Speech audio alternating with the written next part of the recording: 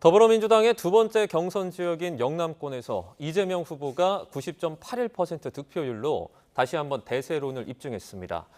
국민의힘도 이틀째 경선 토론을 마무리했는데 이 비상계엄과 탄핵으로 날선 공방을 이어갔습니다. 조대현 전 국무총리실 민정실장, 이준우 국민의힘 대변인과 관련 내용 짚어보겠습니다. 어서 오세요. 네, 반갑습니다. 네, 이재명 후보가 어제 충청권에 이어서 오늘 영남권에서도 90%대 득표로 압승을 거뒀습니다. 최종적으로 이재명 후보의 최종 득표율이 90%가 넘을지 이것도 관심사인데요. 오늘 결과 좀 어떻게 보셨습니까? 예, 전체적으로 보면은 어제 충청에 비해서도 이재명 그 후보의 지지도가 소폭이지만 올라가는 그런 이제 90%를 넘어서는 압도적인 그런 그 대세론을 보여줬습니다. 네. 예, 다만 제가 여기서 하나 주목하는 것은 그 투표율이 불과 어제 있었던 충청에서는 전체 투표율이 57.87%였습니다. 네. 말하자면 이제 이재명 대표의 대세론이 굳어지면서 그 이제 강성 지지자들은 그 적극적으로 투표를 하는 반면 연성 지지자들은 이제 본인의 투표가 이제 그 사표가 될 수도 있고 이미 또 끝났다라는 이런 생각에 투표에 참여를 잘 하지 않는 경향이 있습니다. 그래서 네. 투표율이 이제 그렇게 떨어졌다고 어제 봤는데 불과 하루 만에 오늘은 영남에서 이제 그 TK, PK 그리고 울산까지 포함된 거죠. 70.88%라는 어제에 비해서 약 13% 가까이 상승을 하는 그런 결과가 나왔습니다. 네. 투표율이 상승했다는 얘기죠. 그것은 정확하게 분석하기는 지금 당장 어렵습니다만은 나름대로 보이지 않는 곳에서 좀 치열한 전투가 벌어졌던 게 아닌가 이런 생각이 들고요.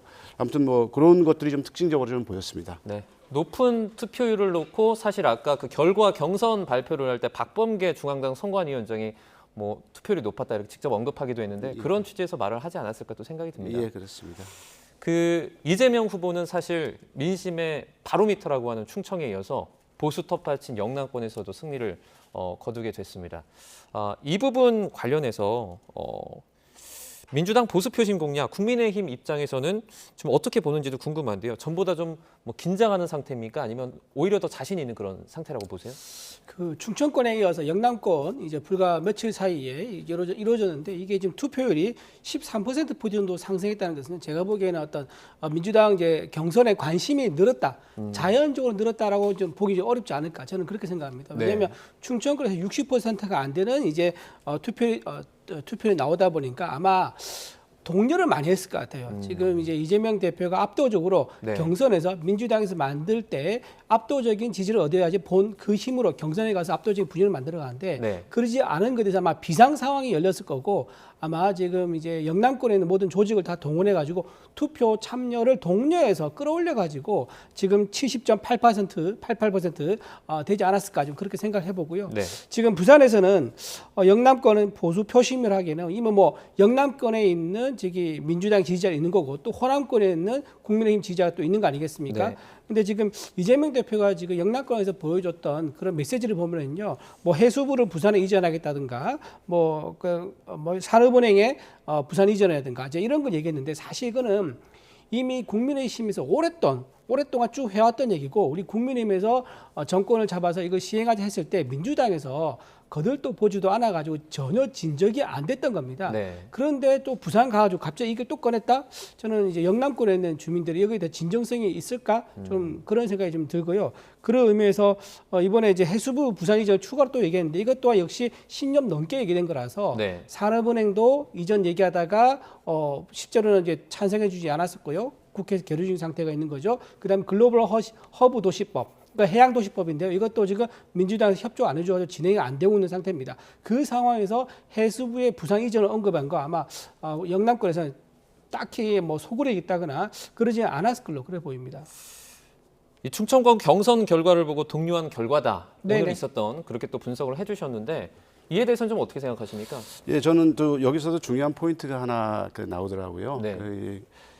조금 전에 우리 대변인께서 말씀하셨지만 이 호남에서 국민의힘 하시는 분들도 대단하신 분들이지만 네. 영남에서 민주당 지지를 해오시는 분들도 이제 사실은 굉장히 강하신 그 의지가 강하신 분들입니다. 네. 특히 그 우리가 대의원이라고 얘기를 하는 지금의 그 오늘의 선거인당의 구성을 보면요, 압도적 다수가 권리당원입니다. 그래서 권리당원에서 승패가 갈라지는 건 맞습니다. 근데 비록 숫자는 적지만 전국 대의원들이 있거든요. 그 이번 그 영남 오늘 그 투표 있었던 그 구성을 보면은 권리당원이 약 10만 명이고 이 전국 대의원이 약 3,053명입니다.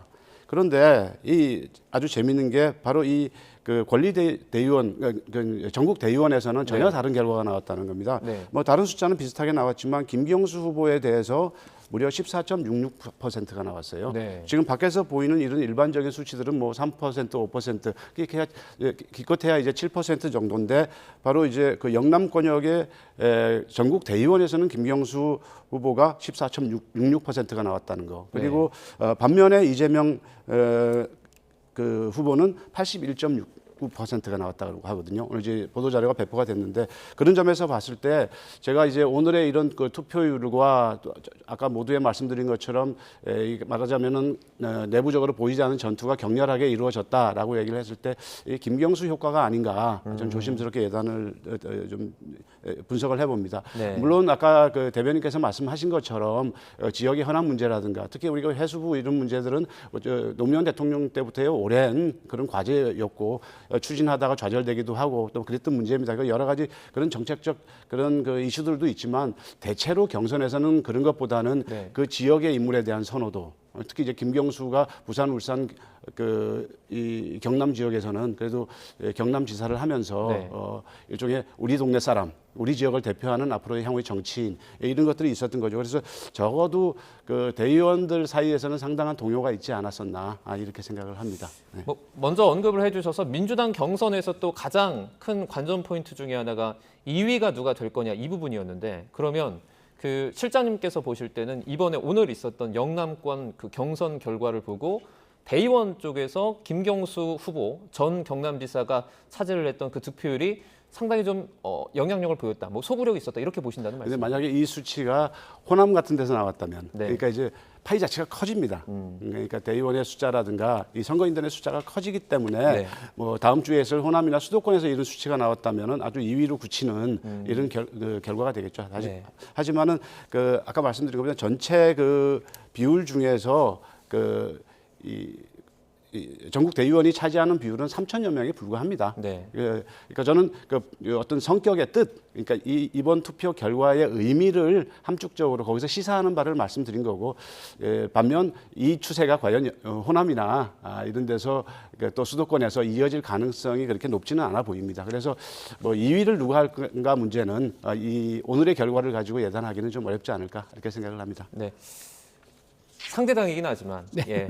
이재명 후보가 본선에 만약에 뭐 진출하고 그 다음에 뭐 누군가 2위를 차지를 하게 된다면 그 2위는 좀 누가 될 거다 보십니까? 저는 지금 이재명 대표가 워낙 압도적으로 지금 민주당 경선을 치르고 있기 때문에 네. 그 사실 이재명 대표 입장에서는 2등, 3등이 누군지 전혀 관심 없을 것 같아요. 관심이 없을까요? 예, 아예 관심 없을 것 같고. 근데 네. 이제 당사자인 김경수라든 김동연 지사 입장이 다르죠. 그분들은 지금 두 자릿수를 얻기 위해서 아마 최선을 다할 겁니다. 왜냐하면은 지금 가장 걱정되는 게 뭐냐면 이번에 경선 두 번의 경선을 통해 가지고 네. 비명 행사가 효과가 어떤 효과를 가져온지를 톡톡히 확인했습니다. 그러니까 일극 체제를 만들었을 때 원내를 완전히 한 명으로 장악됐을 경우에 경선에서 이렇게 압도적으로 승리할 수 있다는 것을 보여줬기 때문에요. 아마 이재명 대표 입장에서는 만약에 본인이 대선 후보로 나가게 되고 그럼 당권을 누군가한테 물려줘야 되지 않습니까? 네. 그걸 아마 이재명 대표 누군가를 지명해서 물려주는 형식으로 취하할 겁니다. 자, 그렇게 되면 만약에 대선에서 이재명 대표가 당선됐다고 가정을 해봅시다. 그러면 정부 권력은 이재명 대표가 가져가는 거고 네. 의회 권력은 이재명 대표가 지명한 사람이 가져가겠죠. 네. 그렇게 돼버리면 지금 그 친문 세력들 비명계가 쓸 자를 아예 없게 되는 거거든요. 이런 상황이기 때문에 김경수 지사와 김동연 지사는 네 번의 총 경선 있는 동안에 두 자릿수 의미 있는 수를 얻으려고 할 것입니다. 왜냐하면은 내년에 지방선거가 있죠. 광역단체장 공천이 이번에 당권을 가진 사람한테 아마 있을 거란 말이에요. 네. 그러다 그러면 지금 정청래 의원이라든가 김민석 의원이라든가 이런 분들이 당권을 가져갔다고 가정을 해보면은 아마도 김동연 지사, 김경수 전 지사한테 공천을 다시 줄 리가 그렇게 높진 않죠. 네. 따라서 아마 김경수 지사와 김동연 이제 지사는 최선을 다해서 여기서 살아남기 위해서 지지율을 올리는 게 최선의 방법이다. 여기서 착한 2등을 하는 것은 의미가 없다. 치열하게 싸워서 존재감을 각인시키는 2등이 된다. 긴장감을 주는 2등이 되는 게 아마 이 두 사람들의 목표일 거라 생각합니다. 네. 김경수, 김동연 두 민주당 경선 후보 입장에서는 사실 이번에 진행되고 있는 경선 룰과 관련해서도 불만이 조금 있을 수 있을 것 같거든요. 만약에 100% 여론조사로 진행됐다면 결과가 좀 다르게 나왔을 거라고 보십니까? 이게 그 후보들이 등록을 하기 전에 이 문제가 좀 논란이 됐었죠. 네.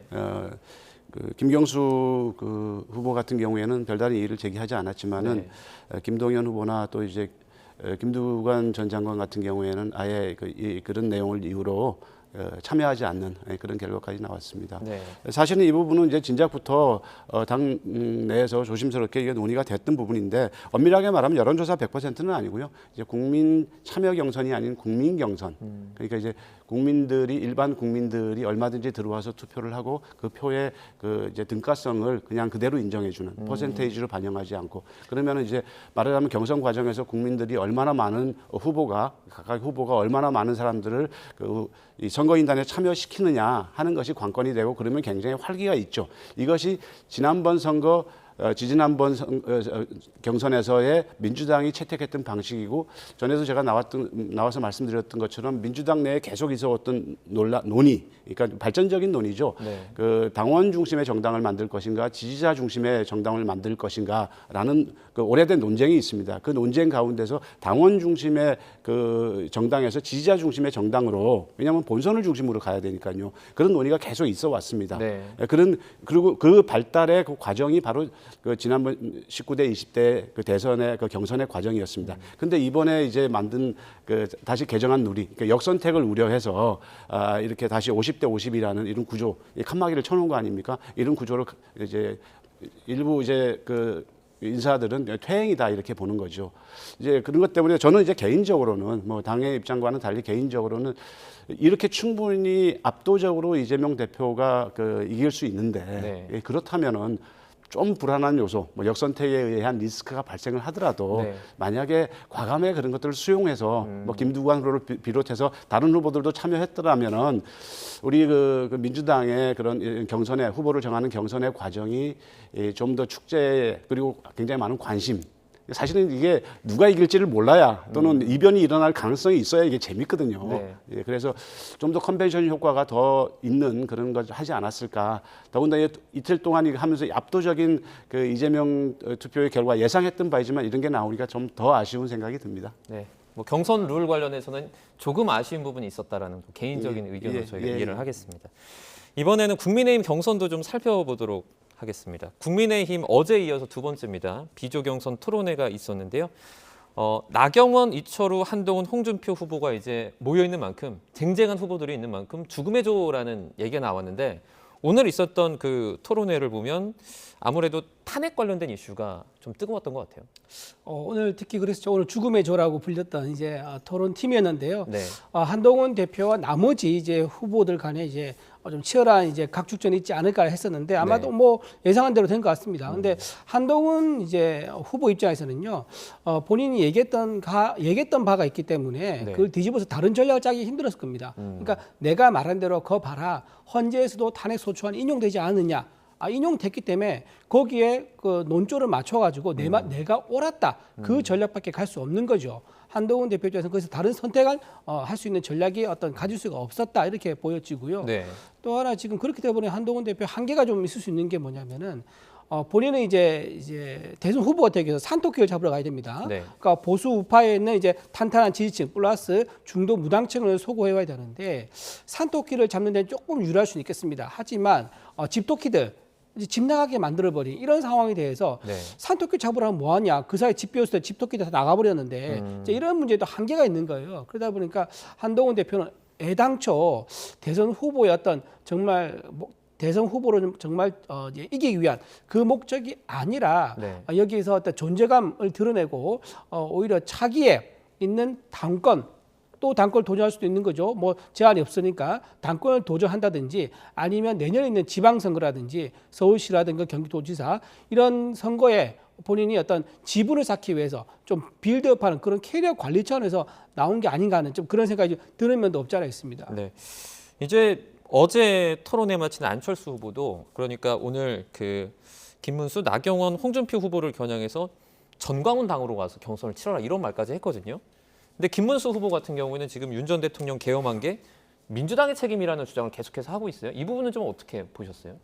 민주당의 책임이라고 이제 국민의힘에서 계속 얘기를 해왔죠. 특히 네. 이제 친윤 그룹이라고 얘기를 할 수 있는 좀 강경한 그룹에서 계속 그런 얘기를 해왔었는데 그 내용을 보면은 뭐 어쨌든 저기 줄탄핵을 했다. 행정부의 각 그 부처의 장관들을 줄탄핵을 했다. 그래야 감사원장까지 줄탄핵을 했다라는 부분이 하나가 있고요. 그다음에 예산안을 협의 없이 단독으로 처리를 했다. 그리고 선관위가 부정선거를 계속 해왔고 이 문제를 파헤쳐야 된다. 대체로 이런 내용 아니겠습니까? 네. 그렇지만 지난번에 그 헌법재판소의 그 최종 판결에서 이 부분은 이제 명확히 정리가 된 것 같아요. 그런데도 불구하고 여전히 이제 이 얘기를 하고 있는 겁니다. 저는 지금 그 국민의힘을 뭐 이제 남의 당이기 때문에 바깥에서 바라보면서 관전해 볼 수밖에 없고 뭐 대단한 뭐 평론가나 분석가 입장보다는 그냥 일반 국민의 시각으로 봤을 때 과연 국민의힘을 바라보는 일반 그 시민들의 생각은 어떨까라는 점에 대해서 좀 국민의힘 내부의 그 인사나 지도급 인사들이 좀 고민을 해야 된다고 생각을 합니다. 네.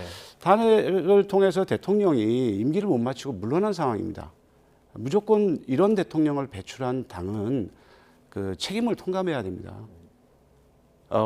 여전히 그 헌법재판소의 뭐 이 문제점 이런 것들을 제기를 하면서 계속 물타기를 하는데 우선은 반드시 그거에 대해서 짚고 넘어가야 됩니다. 이 윤 대통령과 이 절연하지 않고는 아마 이번 선거를 치를 수 없을 거예요. 윤 전 대통령으로 좀 통일을 하겠습니다. 예, 죄송합니다. 그러니까 윤 전 대통령이라고 제가 말했습니다. 윤 전 대통령과 이게 절연하지 않으면은 이후에 선거를 치를 수가 없을 텐데 아마 이런 식으로 치러지는 선거는 아주 징벌적인 선거가 될 겁니다. 네.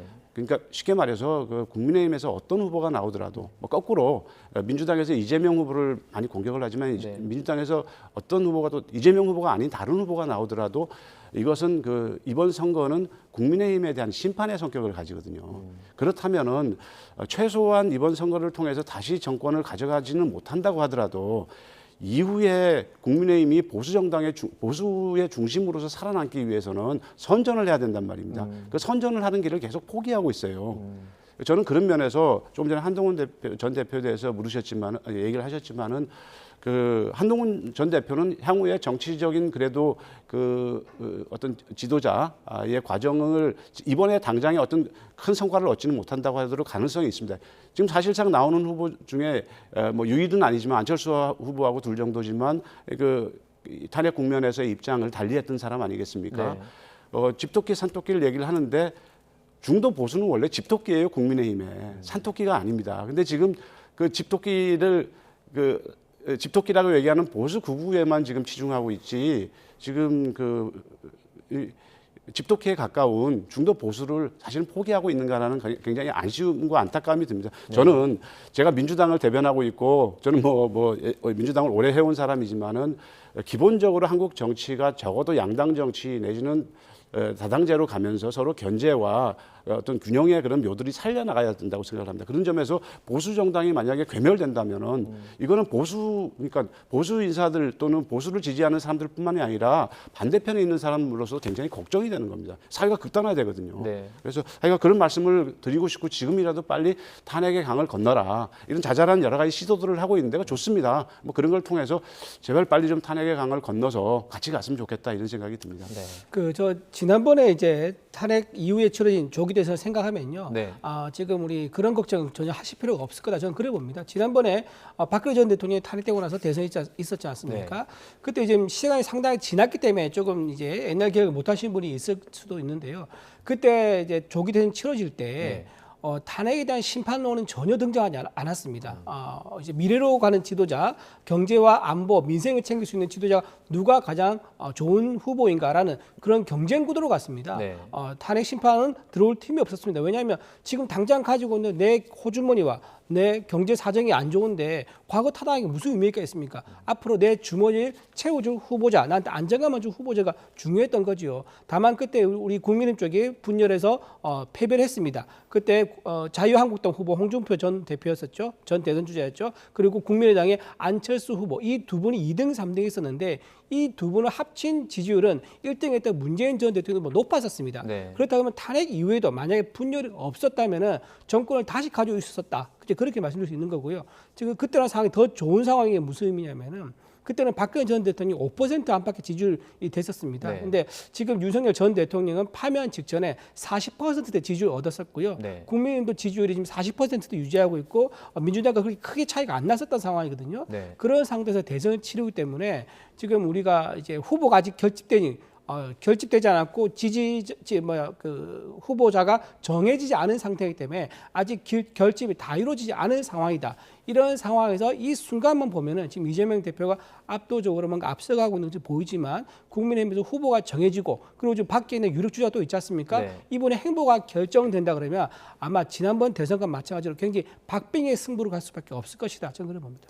제가 민정실장님의 표현을 조금 빌어서 말씀드리자면 그 당시 같은 경우에는 아무래도 그 당 차원에서 탄핵의 강을 좀 먼저 빨리 건넜기 때문에 그 탄핵 관련된 이슈가 대선으로 들어오지 않을 수 있지 않았을까요? 그때 탄핵 강이라는 게 따로 있었나요? 그러니까 탄핵 강을 건너야 된다 그런 얘기는 있었지만 네네. 딱히 탄핵 강을 건너기 위해서 어떤 큰 뭐 이벤트라든가 어떤 액션이 있을 거나 그러지는 아니죠. 않았던 것 같아요. 그때는 그러니까 말씀 중에 죄송한데, 네네. 그러니까 탄핵 소추인단 자체가 그 대표가 권성동 의원 아니었습니까? 그럴 정도로 여야의 합의하에 이 탄핵을 했거든요. 그렇기 때문에 이제 그 문제를 얘기를 하시는 것 같고요. 네네네. 비록 이번에는 그렇지 못했다고 하더라도 이 문제로부터 빨리 자유로워져야 된다는 겁니다. 저는 국민의힘이라는 정당을 얘기를 하는 겁니다. 그래서 어떤 정치인 개인을 얘기하는 게 아니라. 그래서 우리 국민의힘 입장에서는요, 네. 그 현재 결정에 대해서 수용한다는 입장을 여러 번 밝혔었습니다. 네. 밝혔었고요. 모두 후보가 다 수용한다. 이걸 수용하지 않으면 어떻게 조기 대선을 치를 수 있습니까? 그리고 윤석열 대통령이라든가 국민을 지지하던 많은 지지자들이 다 일상으로 돌아갔습니다. 장외 집회가 없는 상황입니다. 그럼에도 불구하고 윤석열 대통령을 자꾸 끌어들이는 것은 네. 아무래도 민주당 입장에서는 윤석열 전 대통령 끌고 와야지 선거 구도가 유리하다고 판단하기 때문이겠죠. 그렇게 봐야 할 것 같습니다. 네. 이어서 좀 질문을 드리면 오늘 경선 토론에서 이제 또 하나의 그 관심사가 한동훈 후보와 홍준표 후보의 맞대결이었는데요. 한동훈 후보를 처음에 배신자라고 좀 비난을 했었거든요. 원색적인 비난을 했던 홍준표 후보가 지난주 미디어데이 당시 이후에는 생각보다 괜찮은 사람이다. 이렇게 표현을 했어요. 전략이 좀 어떻게 달라진 겁니까? 아니, 전략이 달라진 거 아니고요. 네. 홍준표 이제 후보의 캐릭터입니다. 그러니까 이런 게 있지 않습니까? 네. 알고 보면 그 사람 참 좋은 사람이야. 이런 게 누구나 다 있거든요. 네. 홍준표 이제 후보 입장에서는 한동훈 대표랑 사석에서 말을 섞어보니까 뭐 말도 곧잘하고 유쾌하고 정상적으로 대화가 오가니까 네. 알고 보면 괜찮네 네. 라고 할 수 있는 거고요. 진심이 나온 거네요. 그렇죠. 그 진심, 인간적 면에서는 진심이 있는 거고. 네. 근데 이제 한자를 두고 경쟁을 사이게 되면요. 그 사람이 가지고 있는 목적이라든가 공식적 입장, 공약 또는 정체성에 대해서는 하나하나 검증하면서 치열하게 따져야죠. 그건 네. 다른 문제라고 생각합니다. 국민의힘은 지금 민주당과는 달리 일강 체제가 뚜렷하지 않습니다. 누가 지금 그 국민의힘을 대표하는 후보가 될지 아직 좀 투명하지 않은 상황인데 조대현 실장님께서는 사실 지금 상황을 딱 보고서는 누가 조금 그 국민의힘 경선에서 1위를 차지할 거다, 누가 조금 이렇게 유력하다 이렇게 보고 계십니까? 저는 뭐 그거는 뭐 누구도 예상하기 어려운데 네. 특히 뭐 오세훈 시장 같은 분이 후보에서 이제 그 일찌감치 참여하지 않으면서 네. 사실 굉장히 좀 복잡해진 것 같아요. 근데 이제 분명한 거는 그러니까 1대1을 누가 가느냐. 한동훈은 무조건 간다고 저는 생각합니다. 네. 한동훈 전 대표는 무조건 1대1에 가고 네. 그럼 나머지가 누가 될 건가? 1대1 간다는 게 그 최종 경선까지 그렇죠. 간다는 말씀이시죠? 예. 2인 마지막에 네. 최종을 할 때 왜냐하면은 이런 그 이제 그 후보가 많은 이런 선거 또 이런 선거에서는 확실한 표를 갖고 있는 사람들이 일단 유리합니다. 네. 그런 점에서 봤을 때 한동훈 후보는 말하자면은 뭐 이런 표현이 적절할지 모르지만 자기 보따리가 확실하게 있는 상태입니다. 네. 물론 다른 보따리보다 훨씬 작죠. 그렇지만은 그 보따리를 다른 쪽 후보들이 이제 그걸 나눠 가지려고 할 때 한동훈 후보는 요거 하나만 확실하게 챙기면은 일단은 마지막까지는 간다. 그러면 이기느냐? 못 이깁니다. 이길 수가 없습니다. 유승민 의원은 전 의원은 그걸 미리 알았기 때문에 가봐야 어디까지 갈지 모르고 그분은 이제 4인까지 포함되는까지도 자신이 없었던 것 같은데 어쨌든 그렇고요. 그러면은 나머지 한 명이 누구겠느냐? 이거는 뭐 지금 홍준표 김문수 전 장관이었는데 요즘 홍준표로 옮겨가는 거 아니냐 이런 얘기들이 많이 있더라고요. 네. 근데 이제 그것은 저도 예단을 못 하겠어요. 요즘은 홍준표 전 시장이 좀 더 세다 이렇게 얘기를 하는데 그래서 결론적으로 얘기하면은 홍준표 대 김문수 중에 1인과 한동훈이 그 마지막 결선에서 싸우게 되지 않을까. 네. 뭐 그런 점에서 봤을 때는 사실은 뭐 민주당의 경선보다는 그 내용을 차치하고 이런 구도로만 봤을 때는 이제 호기심이 생기니까 네. 예측 불가능성이 존재하기 때문에 호기심이 있는 거 아니겠습니까? 네. 그리고 아까 조금 전에 하신 질문에 약간 제가 하나 덧붙이면은 네. 그 한동훈 홍준표 전 시장이 왜 태도가 바뀌었냐. 네. 저도 오늘 그 부분을 제일 재밌게 봤기 때문에 여기를 한마디 하고 넘어가고 싶어서 네네. 그렇습니다. 일단은 지금은 조금 전에 말한 것하고 맞물리는 얘기입니다. 네. 홍준표 후보가 가져와야 될 표는 한동훈 표가 아니에요, 지금. 아, 싸울 필요가 없단 그렇죠. 말씀이십니까? 예, 그럴 필요가 없는 거고 김문수 표를 가져오는 게 네. 김문수 후보 표를 가져오는 게 지금 제일 급할 겁니다. 뭐 나경원 이 문제도 여기에 다 연동이 돼 있긴 한데 네. 어쨌든 저는 그렇게 보고요. 그래서 1대1로 자기가 조금 전에 말한 제 그 시나리오대로 얘기하면 1대1의 마지막에 간다. 그랬을 때는 너는 정치적으로 한참 후배 아니냐. 아까도 표현도 그렇게 했습니다. 보셨는지 네. 모르지만 내가 대선배 아니냐. 내가 좀 선배 아니냐 보통 이렇게 얘기하지 내가 대선배 아니냐라는 표현은 잘 안 쓰거든요. 네. 근데 한동훈 후보한테 내가 대선배 아니냐. 정치적 대선배 아니냐고 보셨죠. 이제 그런 장면이 연출이 되더라고요. 제가 웃었습니다. 네. 아, 이분은 1대1의 구도로 자기와 홍준표 본인과 그 한동훈을 생각을 하고 있구나. 그래서 아주 사람을 어린 사람 또 유치한 사람으로 이렇게 했거든요. 그래서 뭐 머리가 어떻다, 뭐 보정소가 어떻다, 뭐 신발은 왜 그렇게 했느냐, 네. 뭐 이런 얘기를 그 이슈로 삼았단 말입니다. 그래서 그런 재미있는 포인트를 봤고요. 저는 지금 말한 그 홍준표 그 후보가 생각하는 그런 구도도 가능하다. 네. 말하면 그건 김문수로 언제든지 바뀔 수 있고요. 네. 이제 그 다음에 이제 뭐 한덕수가 등장한다든가 하겠죠. 네. 저는 그렇게 보고 있습니다. 그 조금 전에 언급해 주셨는데 네. 그 뭐 머리 뭐 어떤 유치한 표현들 제가 직접 언급하지는 않겠습니다. 네. 네. 그런 표현들을 놓고 나는 이런 거 말하지 않겠다라고 말을 했는데 사실 그럴 거면 아예 처음부터 말 안 하고 그냥 언급을 안 하면 좋을 텐데 언급을 하면서 이제 안 하겠다 이렇게 말을 했거든요. 이건 어떤? 네, 홍준표 대표가 가지는 이제 지지율의 특징이 있습니다. 네. 8명의 후보 중에서요. 10대 지지율이 가장 높은 후보가 홍준표입니다. 네. 그리고 이재명 대표가 붙었을 때도 이재명 대표가 얻는 10대, 20대 지지율보다 홍준표가 더 높습니다. 그렇기 때문에 아마 10대, 20대가 가장 궁금해하는 킬 포인트 있지 않습니까? 네. 이런 거를 방송에서 대신 얘기해주는 그런 카타르시스를 한번 보여준 게 아닌가 싶고요. 네. 근데 뭐 한동훈 후보가 거기에 대해서 답변을 안 하더라고요. 오히려 이제 답변을 하면 논란의 종집을 찍든지 아니면 의혹을 좀 해소하든지 이럴 수 있을 건데 네. 답변 안 하면서 조금 안타깝다고 말씀드리고 네. 지금 방금 말씀한 것처럼 한동훈 대표의 표를 흡수하려고 그랬다 그러는데 저는 그렇게 생각 안 씁니다.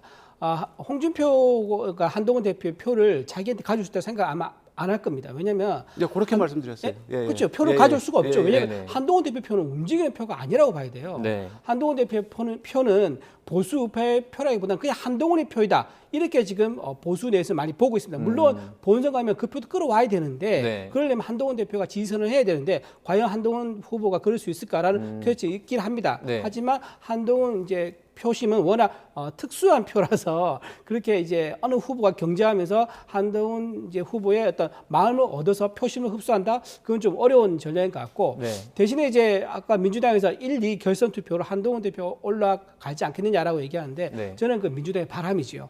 왜냐하면 민주당에서 입장에서는 한동훈 대표가 결선이 아니라 네. 대권 주자가 되는 거 원할 겁니다. 그럼 너무 쉽게 이깁니다. 왜냐하면 차별성이 뚜렷하지 않아요. 한동훈 대표를. 그러면 보수 우파에서는요 투표 참여율이 뚝 떨어지는 효과가 생길 거예요. 그러다 보니까 너무 쉽게 이길 수 있는 거죠. 그래서 그냥 민주당에서는 한동훈 대표를 응원한 거 이해는 하지만 그거는 좀 불가능한 얘기다. 그래서 결선 투표에 가게 되면 아마도 김문수 이제 후보와 홍준표, 네. 홍준표의 두 후보 간의 치열한 접전이 예상되지 않을까 저는 그렇게 조심스럽게 예측해 봅니다. 네.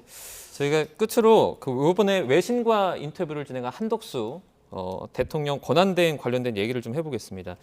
대선 출마 여부를 묻는 질문을 했는데 이 질문에 노코멘트 말할 게 없다 이렇게 답을 했는데요. 출마를 뭐 한다는 겁니까? 아니면 안 한다는 겁니까? 고민하고 있다는 겁니까? 한덕수 대행 입장에서는 이거 굉장히 전략적으로 좀 잘하고 있다 생각해요. 네. 왜냐하면은 본인이 지금 해야 할 일이 많습니다. 네. 대선 경선도 지금 전부 지휘를 해야 되죠.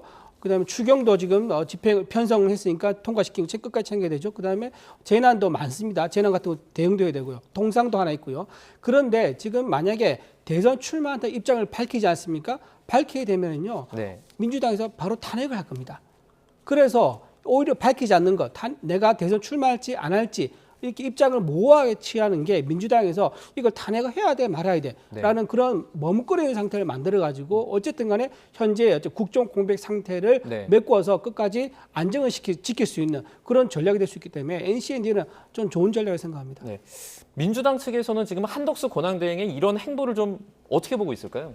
그러니까 여기서부터는 이제 그 당의 입장을 얘기하기가 당의 입장이 이미 다 나와 있는데요. 네. 그거보다는 말씀드리고 싶은 게 지금 이제 그 말씀하신 것과 정반대로 그 한덕수 대행은 그 자신의 그 본분에 충실해야 되는데 지금 자꾸 간만 보고 있지 않느냐 이런 게 입장이긴 한데 네. 제가 생각했을 때 이제 한덕수 그 카드가 계속 여전히 유효하게 살아 있는 것은 아까 말씀드린 대로 그런 구도로 돼서 그 저는 정말 이 자리에서 말씀드리지만 저희들이 생각했을 때는 한동훈 후보나 옛날 탈락했지만 유승민 후보가 훨씬 어려운 상대라고 생각을 합니다. 네. 왜냐하면 김문수나 홍준표가 되면은 특히 김문수 후보가 되면 이제 극우 중심의 선거가 치러질 테니까요. 그러고 나면은 1대1 구도 여기서 이재명 후보가 되고 저쪽에서 그런 극우 후보 우파 후보가 하나 됐을 때 아마 지지율 추이가 아주 심각하게 갈 겁니다. 그럴 때 아마 한덕수 카드가 다시 살아날 수 있습니다. 네. 그렇게 예상하고 있기 때문에 한덕수 카드는 여전히 살아있다 이렇게 생각합니다. 네, 알겠습니다. 무르익어가는 조기 대선 관련한 전국 내용 저희가 자세하게 짚어봤습니다. 조대현 전 국무총리실 민정실장, 이준우 국민의힘 대변인과 관련 내용 알아봤습니다. 오늘 고맙습니다.